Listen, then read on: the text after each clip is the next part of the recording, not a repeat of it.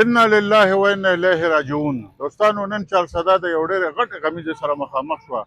او یو ډېر ممتاز عالم دین شیخ الحدیث مولانا محمد ادریس ته دې دنیا نه لاړ، شهید شو. خدای د شهادت په خپله درګاه کې قبول او منظور کړي. خو یقینا چې دا د پاکستان د خیبر پښتونخوا او د ټولې دنیا دپاره یو ډېر لوی تاوان دی.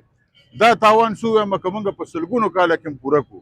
ځکه چې د شیخ صاحب شخصیت چې کوم دی نو د هغې ثاني فی الحال په خیبر پښتونخوا کې او په پاکستان کې موږ ته نه ښکاري. شیخ صاحب یوازې د چارسدې شیخ الحدیث مولانا محمد ادریس نو، بلکې د هغه په سعودي عرب کې شاګردان، د هغه په افغانستان کې شاګردان، د هغه په پاکستان کې شاګردان، په ټوله دنیا کې په سلګونو کسانو د هغه په لاس باندې اسلام قبول کړی دی. هغه شان شخصیت نن زموږ نه په رڼا ورځ باندې ترهګرو دهشتګردو بدبختو رانه یوړه. زه صرف یو څو سوالونه لرم او د دې جواب د ماله بیا د حکمرانان راکړي. د نن یو څو ورځې مخکې شیخ محمد ادریس هغه یو بیان ورکړ چې د پاکستان فیلډ مارشل سید سمونی ډېر ښه کردار ادا کړی دی، ګنې اوس په موږ نه حج ته تللی شو نه په عمرې ته تللی شو او خله چې د مسلمانانو ملکونو ترمنځ دا جنګ یې ودراو. دغه کلیپ هغه خلکو راواغېسته او د هغه خلاف د افغانستان طالبانو، د پاکستان وسلوالو او د پاکستان تحریک انصاف یو ټیک ټاکر دی ساقي جان، هغه ډېر خراب کمپین وچلو د شیخ صاحب په خلاف او د هغې کمپین په نتیجه کې د ژوند ته خطره را پیدا شوه. زه د چارسدي د ډي پي او نه دا سوال کوم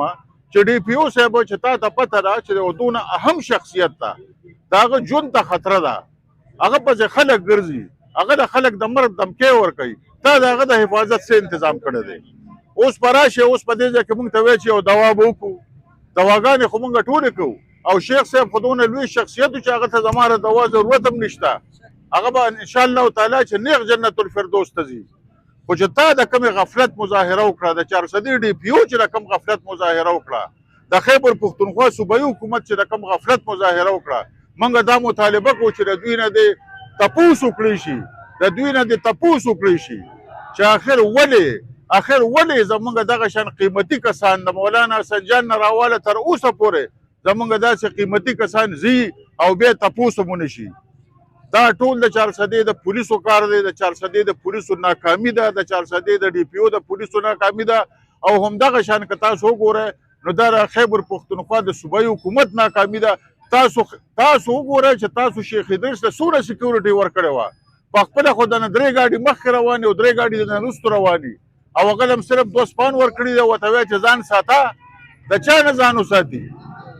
ډېره د افسوس خبره دوستانو، یو ځل بیا د پاکستان ټولو خلکو ته، ټولو پښتنو ته زه تسلیت پیش کوم او خدای پاک دې وکړي چې زموږ د پښتنو په خاوره باندې امن راشي او خدای پاک دې وکړي چې زموږ د علما کرام خدای پاک جمدي وساتي او د نورو حادثو نه بچ کړي. ډېره مهرباني، خوشحاله اوسئ.